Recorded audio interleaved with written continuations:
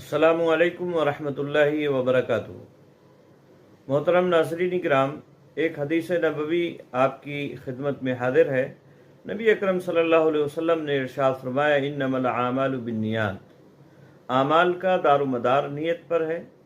यानी जो भी हम अमल करते हैं शरीयत समझकर, इबादत के इरादे से, उसके लिए नीयत ज़रूरी है। बग़ैर नीयत के अमल किया गया वो अल्लाह रब्बुल आलमीन के यहाँ मकबूल नहीं होगा।